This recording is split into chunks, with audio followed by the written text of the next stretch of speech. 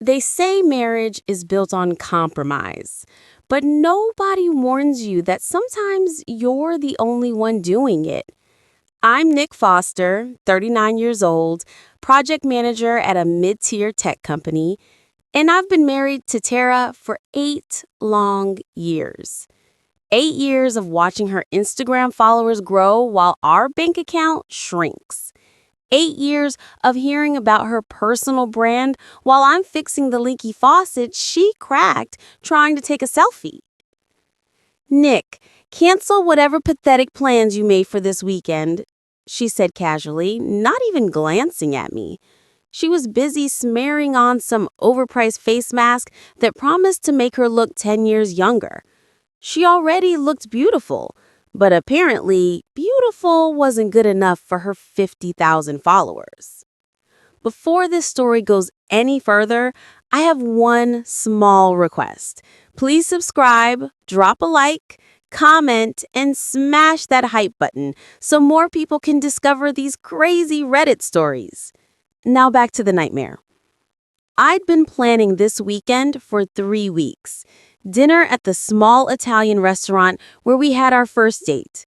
Tickets to the art museum she used to love, back before she realized museums don't have good selfie lighting.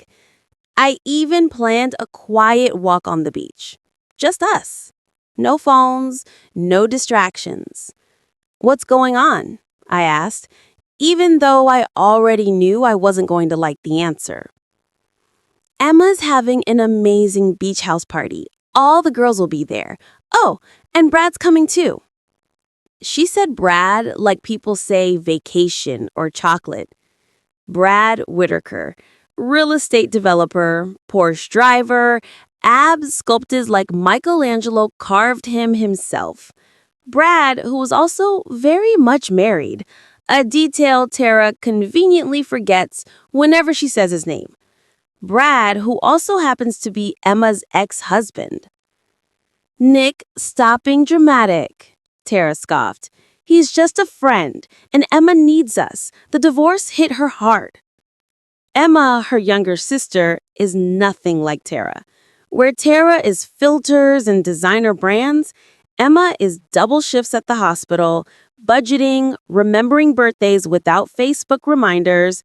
She's real. "I thought you said she was doing better last week. You said she was being too independent." Tara finally looked up, irritation flashing across her face. "Look, I don't have time to explain everything to you. I'm going to the beach house. I'm taking the car. I'll be back Sunday night. Try not to burn the house down." "What about our dinner reservations?" "Cancel them or go alone. I'm sure they have a nice table for one." She laughed. That cruel little laugh she usually saves for dumb comments from her followers. I watched her pack like she was going on a month-long vacation. 3 bikinis, 4 sundresses, enough makeup for a small army. And her camera gear because the lighting at the beach house is perfect for content. "You know what's funny?" I said, leaning against the doorway. "I used to think you married me because you loved me. Now I'm starting to think it was because I had a steady job and good credit." For a split second, something flickered in her expression. Maybe guilt, maybe regret. But then her phone buzzed and whatever humanity she had evaporated. "Nick, don't be ridiculous. You're being too sensitive. It's just a weekend." But it wasn't just a weekend. It was another weekend where I came second, or third, or not at all. She finished packing, checked herself in the mirror, grabbed the car keys without asking if I needed the car, kissed my cheek like it was a chore, and walked out. The house felt too big, too empty. I opened a beer, even though it was only 3 p.m. Through the window, I saw my neighbor and best friend, Connor, working on his truck. Divorced, mechanic, the kind of guy who tells you the truth whether you want to hear it or not. My phone buzzed. A message from Emma. Hey Nick, are you busy tonight? I need to talk to someone, and I think you need to hear what I have to say. Emma never texted me directly, ever. This felt serious. Sure, what time? 7. I'll bring dinner.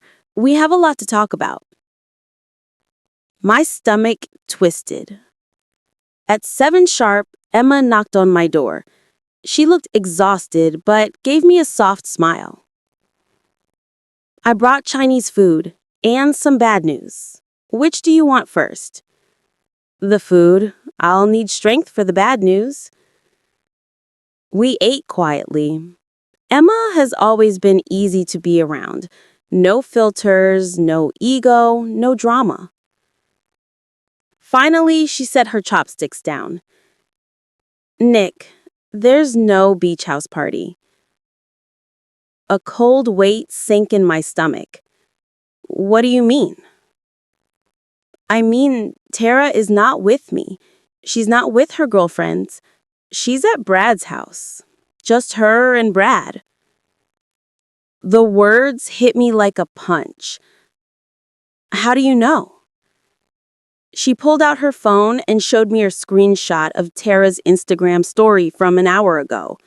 A wine glass sitting on a man's coffee table, and in the background, a framed photo of Brad from his real estate headshots. She's not even trying to hide it, Emma whispered. I'm so sorry. I've known for a month, but I didn't know how to tell you. My chest cracked open. Not just heartbreak, something deeper. My trust, the life I thought we had. Everything. When did you tell me sooner? I hoped I was wrong. I hoped she'd stop. And I didn't want you to think I was trying to break your marriage. I reached out and held her hand. Emma, you're the only honest person in this whole disaster. Thank you. We talked until midnight. She told me about the lies Tara made her cover for, about how Brad kept showing up where he didn't belong, about Tara's friends who hyped up the affair like it was some romantic drama instead of a betrayal. When Emma left, I sat alone staring at my phone. I could call Tara, but why? I knew the truth. So instead, I opened my laptop and started researching divorce laws, property division, evidence requirements. If Tara thought she could walk away without consequences, she was wrong. I barely slept. At 6 a.m., I checked our shared location app, something she probably forgot we still had. Her location pin? 1247 Ocean View Drive, Brad's house. My phone rang. Connor. You're up early, he said. Couldn't sleep. Can you come over? I need to talk. Be there in 10. He arrived covered in grease stains, smelling like motor oil. He took one look at me and knew. What happened? I told him everything. Connor listened to everything. The fake beach house party, Emma's late night confession, the location app showing Tara at Brad's house the entire time. He didn't interrupt once. He just sat there, jaw tight, his expression getting darker with every detail. Man, that's messed up, he finally said. So what are you going to do? I'm going to make sure she can't screw me over in the divorce. His eyebrows shot up. Straight to divorce? No confrontation? No couples therapy? No big dramatic showdown? What's the point? I said. She made her choice. Now I'm making mine. And just like that, we got to work. For the rest of the morning, we documented everything: screenshots of her location, copies of her messages, bank statements, credit card transactions. And when we looked closer at our finances, we realized Tara had been spending money like water: expensive dinners, hotel rooms, shopping trips, places she'd gone without me, places she hadn't even bothered to lie about convincingly. "Look at this," Connor said, pointing to a credit card charge. $300 at Victoria's Secret. When's the last time you saw new lingerie? Never. Because whatever she bought wasn't for me. Around noon, my phone buzzed. Having such an amazing...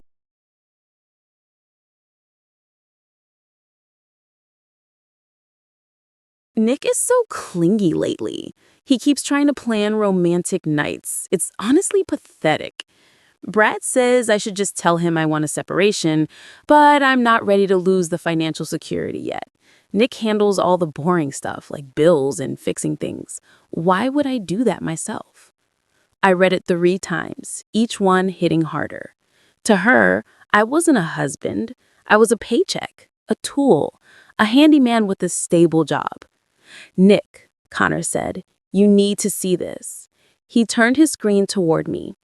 An email thread between Tara and a divorce attorney. She'd been getting legal advice for 2 months. 2 months. Asking about alimony, property division, how to maximize her settlement. She wasn't just cheating, she was preparing to leave me and take everything she could on the way out. "There's a consultation scheduled for Monday," Connor read. She was planning to file first. "Not anymore," I said. That afternoon, I called a divorce attorney, Jennifer Walsh. She had stellar reviews and a reputation for being fierce. "Bring everything," she said.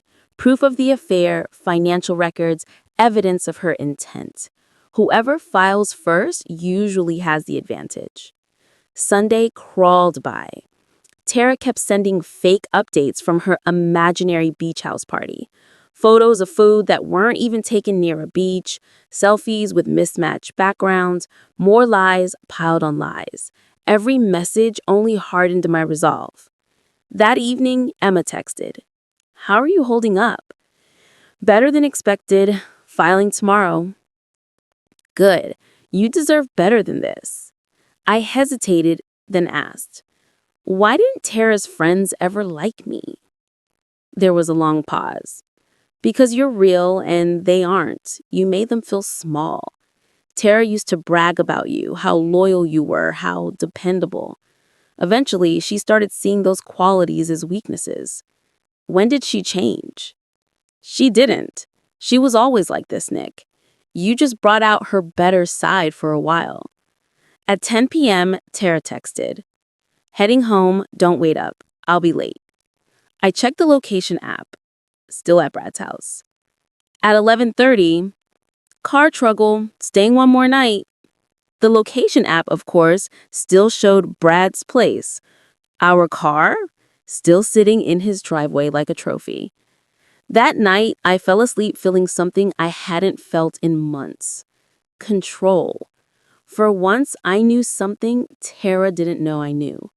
For once, I was ahead. Monday morning, I was in Jennifer's office at 8 a.m. sharp. She flipped through the evidence, nodding. "This is a very strong case," she said. "We filed today. We asked for temporary support since she used marital funds on the affair. We freezed the joint accounts and we put an end to this." I signed the papers at 9:30, filed by 10, 2 hours before Tara's own appointment. "She'll be served this afternoon," Jennifer said. "Where should we send the process server?" "At Brad's house," I replied without hesitation. "Let him see exactly what he's gotten himself into." I went to work with a smile so wide, my coworkers probably thought I'd won the lottery. Around 2 p.m., it started. First, a call. I ignored it. Then a text. "Call me right now." Then another call. Another text. Finally, I know what you did. We need to talk. Tara, I replied, talk to my lawyer. Numbers on the papers. My phone rang immediately. I picked up. What is wrong with you? Tara screamed. You had me served at Brad's house? Do you know how humiliating that was? Probably about as humiliating as being lied to for months or finding out your wife's been cheating while pretending to be at beach houses that don't exist. Silence. Then, did Emma tell you? Your sister, the one who covered your lies for months, finally got tired? She had no right to interfere in our relationship, Tara snapped. Our relationship? I laughed. Tara, you've been planning a divorce for 2 months while sleeping with another man.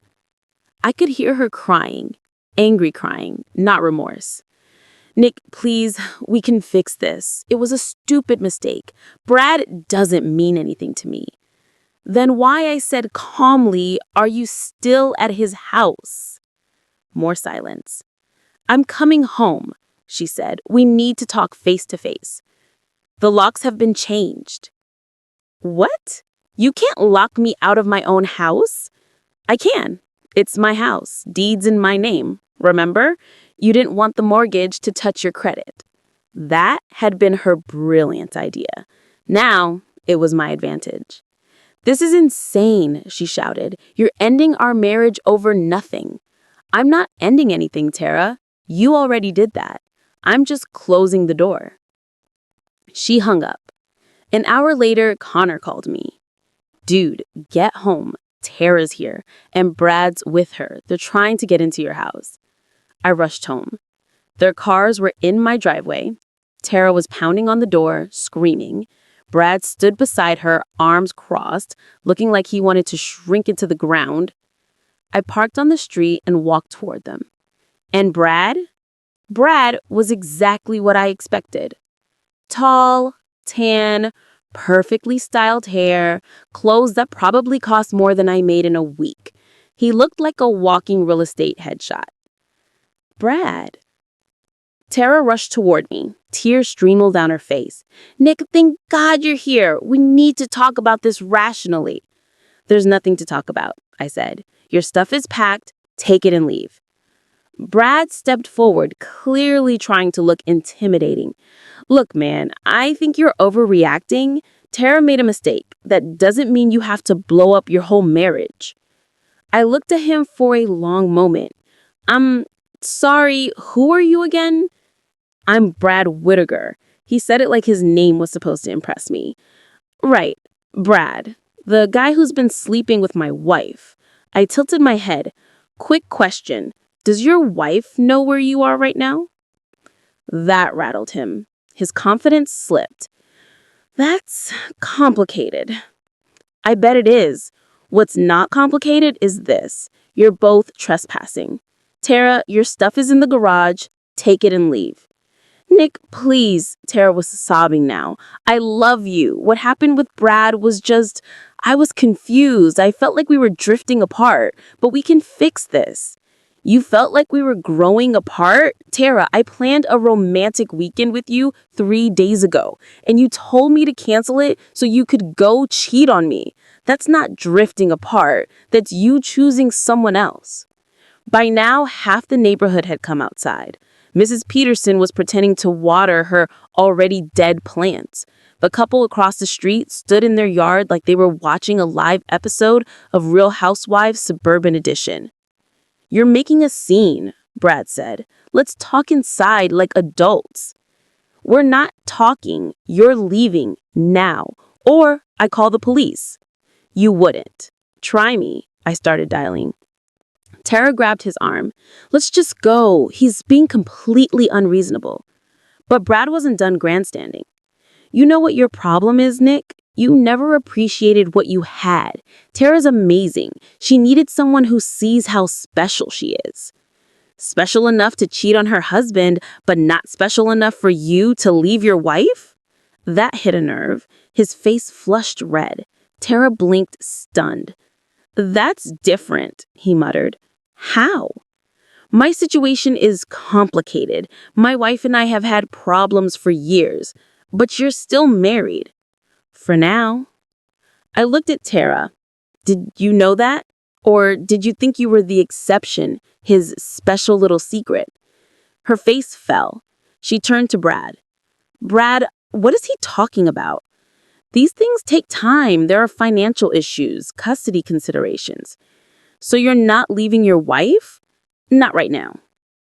The look on Tara's face, it was almost worth everything she put me through.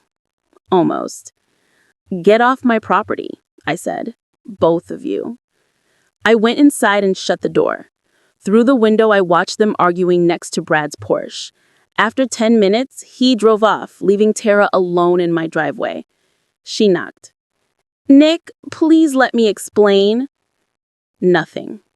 Another knock. We can fix this. We can go to counseling. I'll do anything. I still didn't answer. Eventually, she yelled through the door. Fine, be that way. You're making the biggest mistake of your life. I watched her load her boxes into her car, crying the whole time. Part of me felt bad. A bigger part felt relieved. For the first time in months, my house was quiet. No snide comments, no cold shoulders, no walking on eggshells. My phone buzzed. Emma, I heard what happened. Are you okay? Better than okay. Filing. Good. You deserve better than this. The next few weeks were a blur. Lawyers, paperwork, awkward whose side are you on moments. It was interesting to see who actually knew me and who had only tolerated me because I was attached to Tara. Then came the grocery store incident. Nick, you're such a bastard, Miranda snapped. Chloe winced. I'm just saying maybe you could talk to her. Let her explain. Explain what? How she accidentally fell into a hotel bed with another man? Accidentally lied about it? Accidentally met a divorce attorney? I know everything, Chloe. The emails, the hotel charges, the secret dinners, the plans to take me for everything I had. So no, we don't need a conversation. She laughed without another word. That evening, Emma came over with pizza and beer. It had become our routine. She'd finish her hospital shift, then show up to check on me and fill me in on whatever family drama was going on. Mom called Tara today, Emma said, settling onto the couch. Tara thought she'd get sympathy. She didn't. What happened? Mom told her she was disappointed but not surprised. Apparently, she and Dad saw this coming years ago. Really? They hated how she treated you, especially those little jokes she made. You know, the ones meant to be funny but were actually just mean. I knew exactly what she meant. Tara's jokes always stung. Comments about my job, my clothes, my hobbies, my personality. I used to think it was just her sense of humor. It wasn't humor, Nick. It was cruelty. We ate in silence for a while, watching something dumb on TV. Having Emma around was the one consistent bright spot in the chaos. Can I ask you something? She said during a commercial. Sure. Are you really okay? Like, really okay? I thought about it. You know what's weird? I thought finding out your spouse is cheating would be the worst thing ever. But honestly, I feel relieved. For months, I felt crazy. She was distant and cold and mean, but every time I tried to talk about it, she'd tell me I was being sensitive or paranoid. I leaned back. And now, I finally know it wasn't me. She made me feel like I was the problem, like I was imagining everything. Emma nodded. Gaslighting, she said softly. Exactly that. So when I found out about the affair, it was almost validating, I admitted. Like, okay, I'm not crazy. I wasn't imagining her coldness or the way she kept pushing me away. She really was treating me like crap. And now I finally know why. Have you heard from Brad at all? Not directly, but Connor saw him at the gym last week. Apparently, he's telling people I'm some psycho who can't handle his wife having male friends. Emma snorted. Male friends don't usually require hotel rooms. Yeah, I said. Connor told him that. Brad didn't have much to say after. My phone buzzed. Tara's name flashing across the screen. She's been texting me every day. Always at night, always some version of, we need to talk, or I miss you, or you misunderstood everything. Are you going to respond? Emma asked. I deleted the message. There's nothing left to say. My lawyer handles everything now. Good, Emma said. She had her chance to talk. She chose to lie instead. Around 10 p.m., Emma grabbed her jacket to leave, but she paused at the front door. Nick, I need to tell you something, and I hope it doesn't make things weird. What? I've always thought you deserved better than Tara, even before the affair. You're kind and funny and loyal, and she never appreciated that. I used to watch you two together and think how lucky she was, and how she didn't even realize it. There was something in her voice that made me look at her more closely. Emma wasn't glamorous like Tara. No Instagram perfect makeup, no constant posing. She was warm, real. Her eyes actually softened when she smiled. Emma, I started, but she shook her head quickly. I'm not trying to complicate anything, she said. I just wanted you to know that someone in this family thinks you're pretty great. She gave me a quick hug and left. I stood in the doorway long after her car disappeared. For the first time since everything happened, I was thinking about the future. And it didn't look terrible. It looked hopeful. 3 months later, the divorce was final. Tara had tried everything, stalling, bargaining, dramatic emotional monologues, but Jennifer had been thorough. Between the affair and the financial lies, Tara didn't stand a chance. In the end, she got her car, her personal stuff, and half the savings account, which wasn't much because she burned through most of it on Brad. I kept the house, my retirement, and my dignity. The day the judge stamped the papers, I breathed easier than I had in years. Connor threw me a little divorce party that weekend, just some beers, a grill, and a handful of coworkers. No drama, no fake smiles. It was exactly what I needed. So what's next? Mike from accounting asked. He'd been through a messy divorce too. You gonna start dating again? Eventually, but I'm not rushing. I'm enjoying the quiet. I'm enjoying making decisions without somebody else's ego involved. Mike nodded. Best part of divorce? No more walking on eggshells in your own damn house. Emma arrived around 8 after her hospital shift. She'd been working extra hours to save for her own place, living temporarily with Miranda, while Tara bounced around had been awkward for everyone. How does it feel to be officially single? She asked, taking a beer from Connor. Like I can finally relax in my own home. We were sitting on the deck watching the sunset when my phone rang. Tara. You're going to answer it? Nope. I declined the call and put my phone away. It rang again, immediately. She's persistent, Connor said. What is that, the 3rd time today? 4th, I said. She's been calling me all week. The phone rang again. This time, I answered. What do you want, Tara? Oh, thank God, Nick. We need to talk. Something happened. We're divorced. There's nothing left to talk about. If it's about property division, it's not. It's about Brad.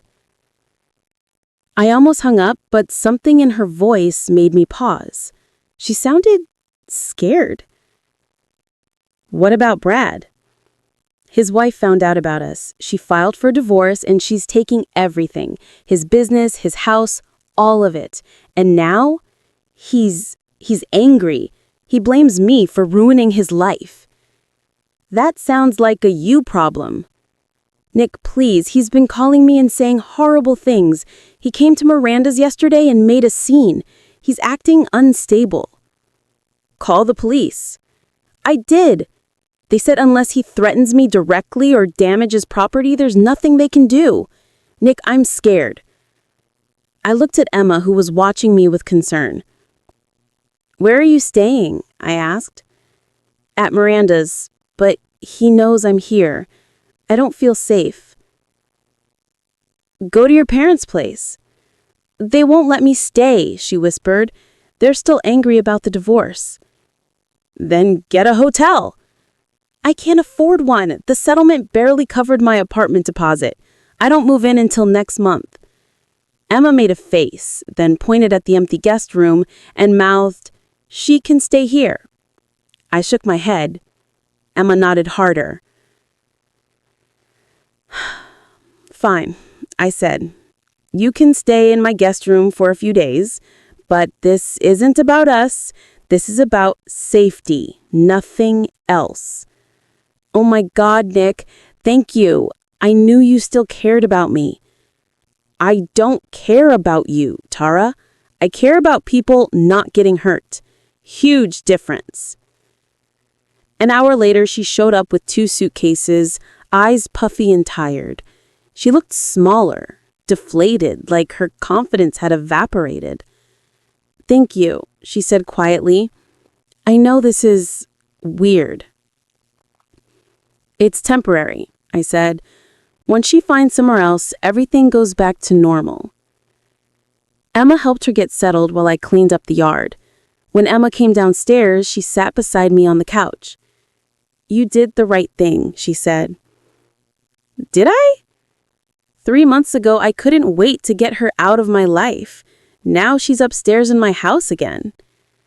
You're a good person. That's why you're helping her. And that's why She stopped. Why you what? I asked.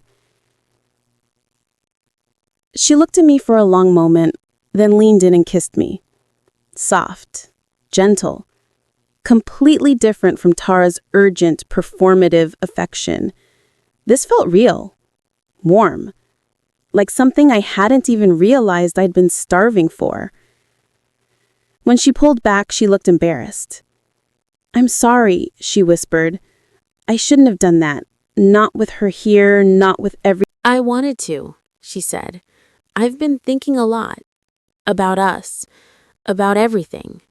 I made terrible mistakes, Nick. I threw away the best thing in my life for... what? A guy who won't even answer my calls now that his life is falling apart? She set a plate in front of me. Eggs, bacon, toast cut the way I liked it. She remembered. Nick, she said quietly, I know what you're going to say, that it's too late, that too much has happened, but people make mistakes. People change. I've changed. You were always there for me, Tara said quietly. You supported my dreams. You took care of me. You loved me even when I didn't deserve it. Emma walked into the kitchen right then, and the whole room shifted, like the temperature actually dropped. She took in the scene. Tara cooking breakfast in my kitchen, humming, wearing my shirt, the picture of domestic intimacy that wasn't hers anymore. I should go, Emma murmured. No, I said quickly. Stay, please. Tara looked between us. I saw the exact moment she understood. Oh, she breathed. Oh, I see. Tara, it's not... Emma started. No, it's okay, Tara said, forcing a small smile. I mean, it's not okay, but I get it. I hurt him, and Emma was there. It makes sense. It's not about picking up pieces, I said. Emma and I got close because she's honest, kind, and she treats me like I matter. Things I didn't feel in our marriage. Tara's face just collapsed. I treated you like you mattered. No, I said softly. I treated you like you were convenient. That's different. Emma took a step forward. I'm going to leave. This is between you two. Please don't, Tara said suddenly. I need to say something to both of you. Emma hesitated, but stayed. Tara took a shaky breath. I was a terrible wife. Selfish, ungrateful, cruel. I took Nick for granted because I assumed he'd always be there, no matter how badly I treated him. I cheated because I was bored and flattered and stupid. I convinced myself I deserved something more exciting. Tears streamed down her face. But the truth is, I had everything. A man who loved me, supported me, believed in me. And I threw it away. She turned to Emma. You're lucky. He's a good man. Don't make the mistakes I made. Then she looked at me. I know it's too late. I know I ruined any chance we had. But I'm sorry. Really sorry. Not because I got caught, or because Brad screwed me over, but because I hurt someone who deserved better than me. The kitchen went quiet, except for her sobs. I'm going to pack and find somewhere else to stay. You two deserve this space to figure out whatever this is without me getting in the way. She left the room, and Emma and I stood there in the silence she left behind. Do you think she meant it? Emma asked quietly. I think she meant it right now. Will she still mean it next week? I don't know. Emma looked at me uncertainly. What do you want to do? I thought about it. 3 months ago, an apology like that would have meant everything. I would have forgiven her in a heartbeat, begged to fix things. But 3 months ago, I didn't know what it felt like to be with someone who actually valued me. Someone who didn't twist my words or keep score or make me feel like a burden. I want to help her find a safe place. And then I want to take you to dinner and see where this goes. Emma smiled softly.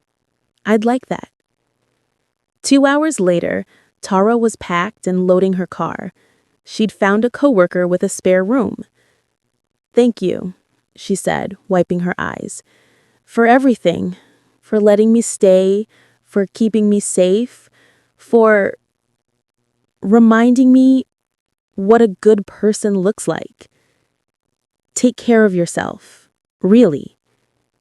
She hugged me briefly, just a ghost of the feeling I remembered from years ago. Then she drove away, and the chapter closed as quietly as it should have ended long ago. Emma slipped her hand into mine. No regrets? None, I said. For the first time in years, I know exactly where I want to be. That evening, I took her to the little Italian restaurant where Tara and I had our first date. But this time, everything felt new.